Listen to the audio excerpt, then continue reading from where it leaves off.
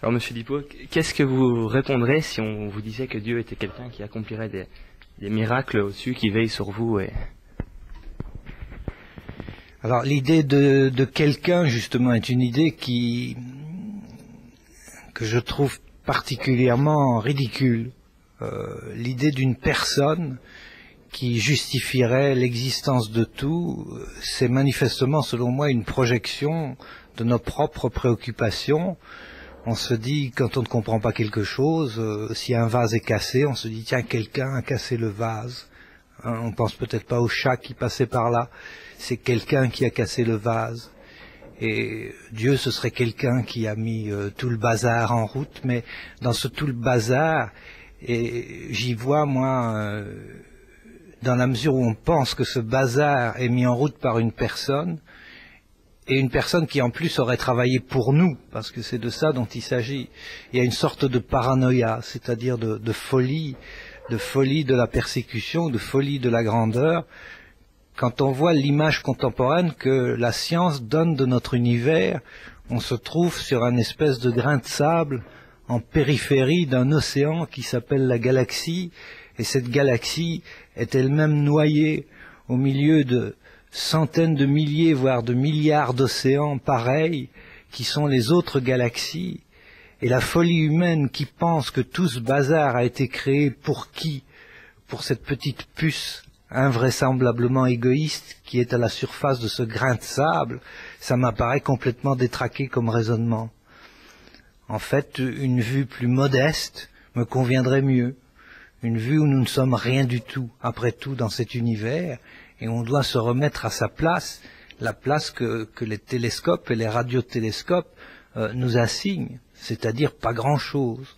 On manque de modestie vraiment quand on s'imagine que Dieu a créé le monde pour cette espèce de singe bipède qui s'est relevé sur ses pattes.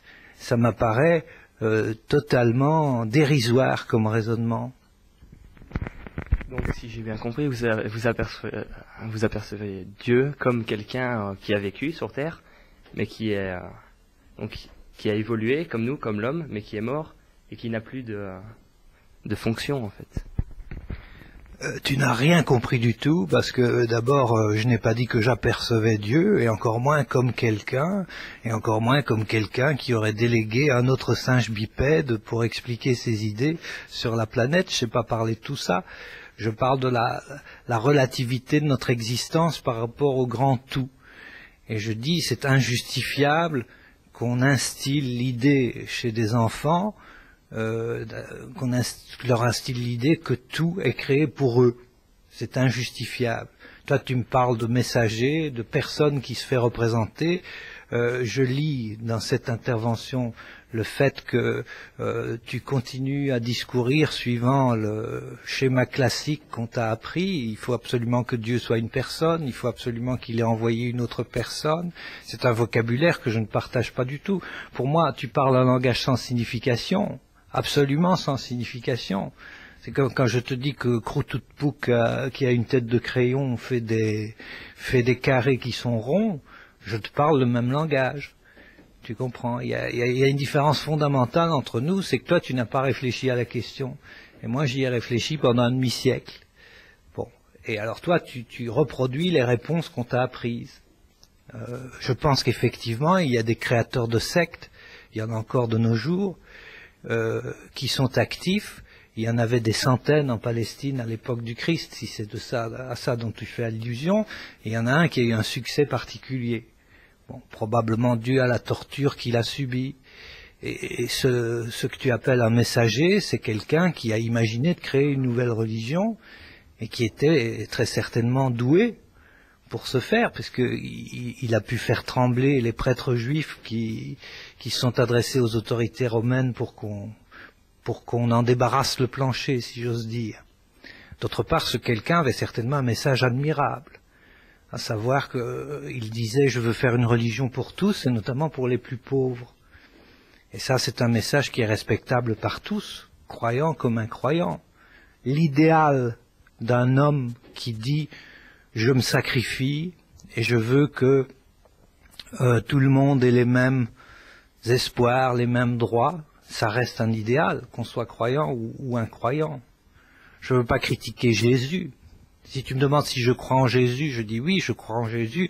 Je crois qu'il y a eu quelqu'un qui s'appelait Jésus et qui a eu une activité et qui est une personne politique avec un certain succès. Comme aujourd'hui, il y a des dizaines de gens qui créent tous les jours des sectes. À l'origine, la religion catholique était une secte. À l'époque des catacombes, c'était une secte parmi d'autres. Et cette secte a évolué vers une religion. Maintenant, si tu me demandes quelle est la différence entre religion et secte, je te dis, il n'y en a pas. Une religion, c'est une secte qui a eu du succès, et qui s'est établie, et qui se fait respecter parce qu'il y a des millions d'adeptes. Hein. Et une secte, c'est quelque chose qui est très craint par les religions officielles, parce qu'on se dit, pourvu qu'ils ne deviennent pas plus gros, ils me prennent mes clients. Voilà comment je vois les choses. D'accord. En tout cas, Monsieur Dispo, je vous remercie infiniment sur l'interview que vous nous avez fait. Merci beaucoup. Je dois dire que j'ai trouvé de la part du professeur de religion beaucoup de courage et une grande ouverture d'esprit de donner la parole à des idées diamétralement opposées aux siennes, et aussi que je suis content d'avoir des élèves qui peuvent admettre qu'on puisse exprimer ces mêmes idées et qui sont prêts à réfléchir et à évoluer. Et je vous félicite tous, je vous remercie moi aussi.